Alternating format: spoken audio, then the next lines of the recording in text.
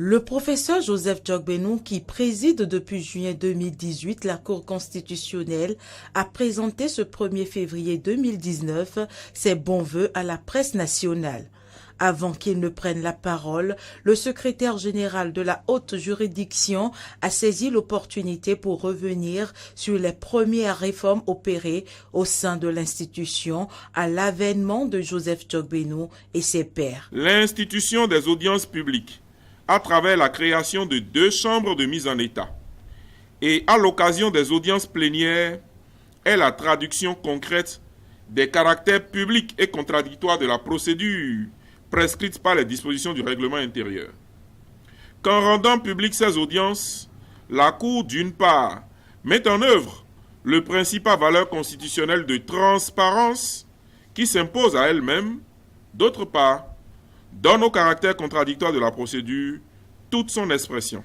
Des initiatives novatrices reconnues et saluées par les hommes des médias qui, au cours de cette cérémonie, ont fait des recommandations et formulé des doléances. La presse et tous les acteurs des médias ont su profiter de ces innovations pour désormais mieux informer les citoyens. Il n'est pas possible de nier l'évidence. Vous êtes sur la bonne voie. Mais en dépit de cette volonté, détermination, de cette nouvelle Cour qui veut mieux faire que par le passé, réussir sa mission, elle doit faire davantage d'efforts pour combler les attentes des populations.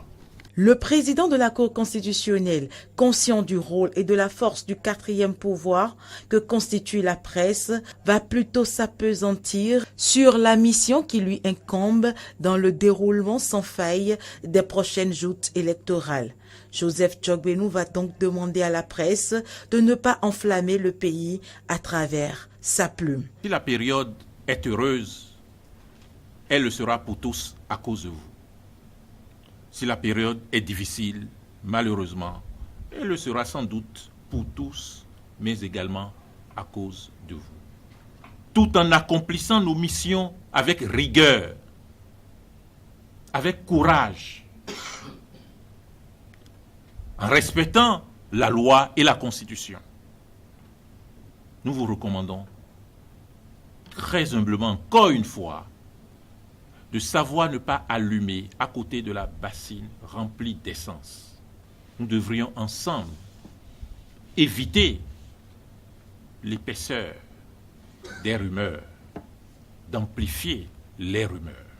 Le président de la Cour constitutionnelle a réaffirmé au cours de cette cérémonie de présentation de vœux sa volonté de respecter strictement les tests de la République afin de gérer au mieux le contentieux électoral à l'issue des législatives d'avril 2019 en vue de garantir sa crédibilité par ricochet, garantir la paix et la démocratie béninoise.